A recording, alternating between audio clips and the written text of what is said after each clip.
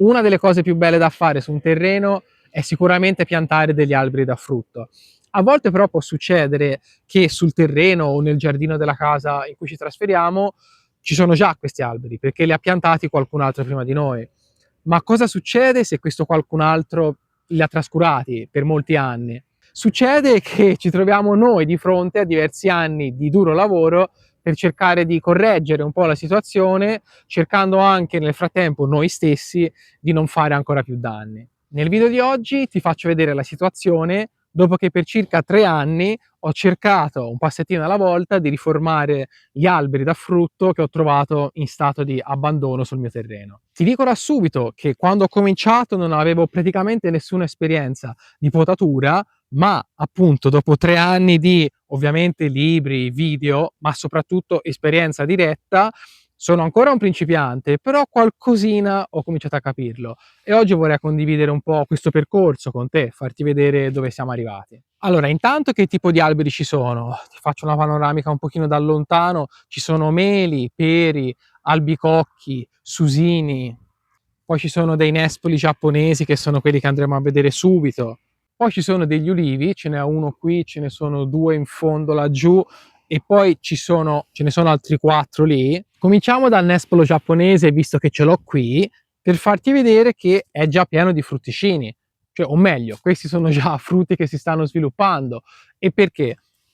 Perché il nespolo giapponese, o meglio i frutti del nespolo giapponese, si raccolgono tra maggio e giugno. Cambia un po' da zona a zona, da annata a annata, ma indicativamente il periodo è quello.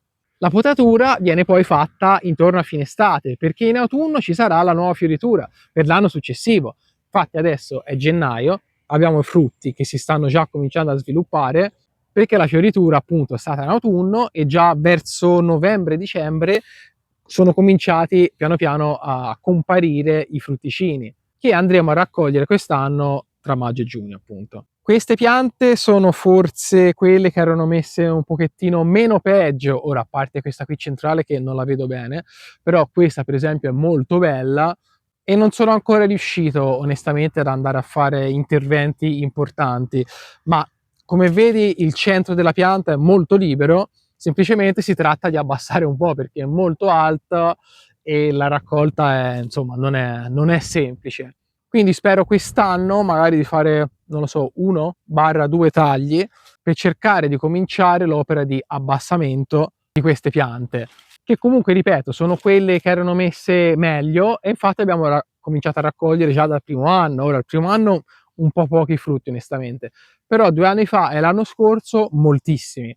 E siccome freschi non riuscivamo a mangiarli tutti, ci abbiamo fatto anche la marmellata, diversi vasetti di sono già 2 anni che facciamo la marmellata, ora che ci penso, che è buonissima e ti consente di non sprecare comunque la frutta. Passiamo adesso a questi ragazzacci qui. Allora, la prima cosa che si nota, non so se lo vedi anche te dal video, è che sono stati piantati a distanza molto ravvicinata, sia questi e sia, aspetta che ti faccio vedere anche qui più avanti.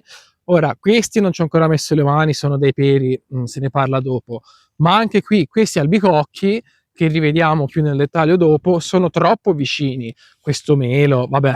Inoltre sono stati piantati proprio qui sul confine. Ora, lascia perdere che magari questa rete è stata messa da uno dopo, non da quello che ha piantato gli alberi, ma comunque qui sotto ti faccio vedere che c'è il fosso.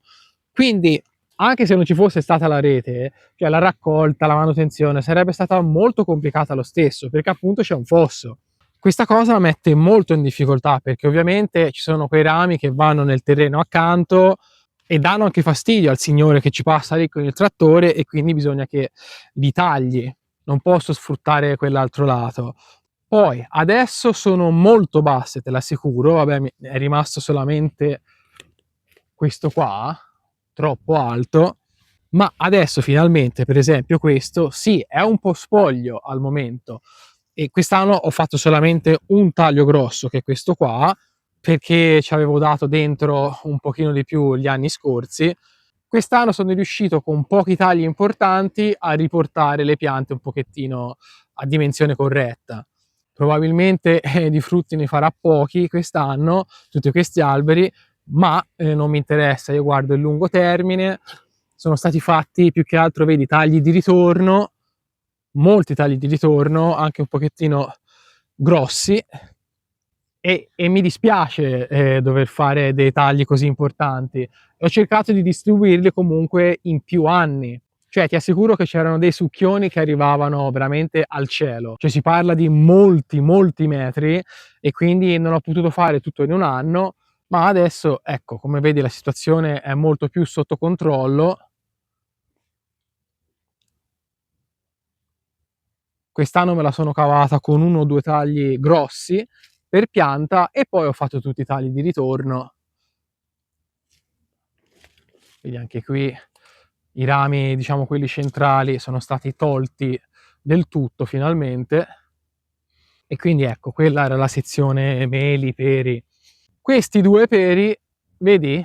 Vedi come arrivano alle stelle? E anche quelle piante là e quelle che vediamo dopo erano più o meno così. Questi peri ci ho cominciato a mettere le mani ieri. Negli anni scorsi non avevo avuto modo di metterci le mani perché il tempo purtroppo scarseggia. Quest'anno comincio anche con loro. Adesso che sono a posto, diciamo più o meno a posto con le altre piante, posso dedicarmi anche a loro. Anche qui il lavoro sarà molto importante, richiederà degli anni, perché non è consigliabile fare dei tagli troppo grossi, e per tagli grossi intendo il diametro del tronco che andiamo a tagliare tutti insieme. La potatura sarebbe meglio appunto pochi tagli ma tutti gli anni.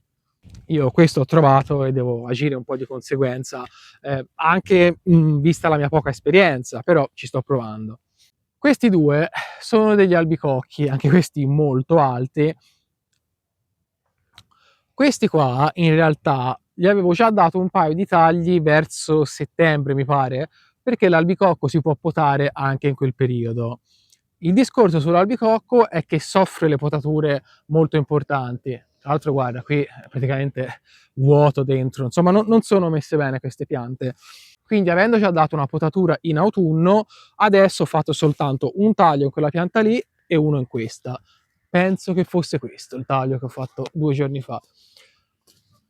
E il resto magari farò un altro taglio magari in autunno, poi un altro taglio la prossima primavera, scusami, prossimo fine inverno, per cercare di riprendere anche quegli albicocchi, però un po' alla volta, perché un po' tutte le piante soffrono tagli grossi, l'albicocchi in particolare, quindi ci vuole pazienza, ecco. Poi anche questo è praticamente quasi ripreso, peccato che adesso i rami siano veramente pochissimi, non so se si mangerà nulla. Questo melo ho levato, diciamo, tutti i succhioni centrali, quindi i pali di 10 metri che partivano dal centro, e poi ho fatto tutti i tagli di ritorno. Non so se si capisce dal video, ma adesso la pianta è veramente molto aperta, quindi molto meglio degli anni scorsi. Speriamo che vada un pochettino meglio. Avrei potuto scorciare ancora, però boh, diciamo che voglio vedere cosa succede limitando, diciamo, il numero di tagli. Anche perché poi più tagli fai, più tagli importanti fai alle piante da frutto, e più poi queste reagiscono emettendo nuovi succhioni, polloni, perché stanno soffrendo. Quindi quelli, i polloni e i succhioni, è importante prenderli in tempo, anche durante l'estate, con una potatura verde, perché se li prendi quando sono piccolini ti eviti poi dei tagli un pochettino più grandi magari l'inverno successivo, quindi vai a stressare meno la pianta. Però ecco, più tagli grossi fai e più ne spunteranno. Ce n'erano anche degli altri di alberi in questa zona dell'orto che di solito non vengo ad inquadrare, ma questi li ho dovuti tagliare, allora, principalmente per 2 motivi. Uno, perché praticamente erano vuoti, completamente andati, pieni di buchi, insomma, ma non producevano nemmeno, sinceramente no, penso che fossero peri, poi non mi ricordo, ma non avevo mai raccolto niente da questi alberi in questi anni, perché erano appunto messi molto male. E poi perché siccome in questa zona andrò a piantare delle altre cose molto a breve per un nuovo progetto, mi avrebbero dato fastidio lo stesso, sinceramente. Però se fossero stati in buone condizioni, in condizioni accettabili, magari li avrei potuti semplicemente ridimensionare. Ma visto che comunque erano praticamente marci, non producevano, ho dovuto fare Cioè, ho scelto di fare questa cosa, che poi tra l'altro li dovrò ancora finire di tagliare, perché questi alberi diciamo che vanno in pensione, ecco. Poi considera che quando vai a fare tante potature ti ritroverai con moltissima legna, e ne ho già parlato in altri video, cioè laggiù c'ho delle montagne di legna. Ora fortunatamente dovrei aver trovato qualcuno che me la viene a ritirare, ma se ti ritrovi con molti alberi da potare su un terreno o tuo che acquisti, ricordati anche di questa cosa, che poi ti ritroverai con molta legna, che se hai un camino, una stufa per sfruttarli, insomma è una cosa molto positiva, ma se non hai né camino né stufa, devi trovare il sistema poi anche di sbarazzarti di tutta questa legna. Prima o poi dovrò ridimensionare anche questo ulivo, anche perché se no mi va addosso alla serra. E sempre parlando di ulivi, qui ce ne sono altri 4.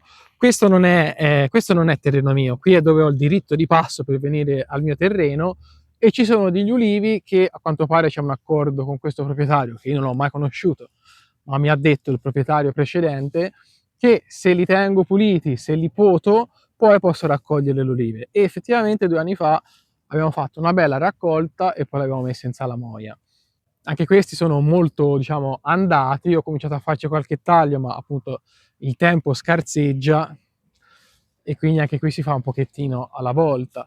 Sono riuscito a liberare un pochettino il centro per ora, ma come vedi c'è molta roba, c'è molto secco, insomma c'è moltissimo lavoro da fare e non so sinceramente quando riuscirò a farlo, anche se è un peccato perché sono ulivi comunque non so quanti anni possano avere.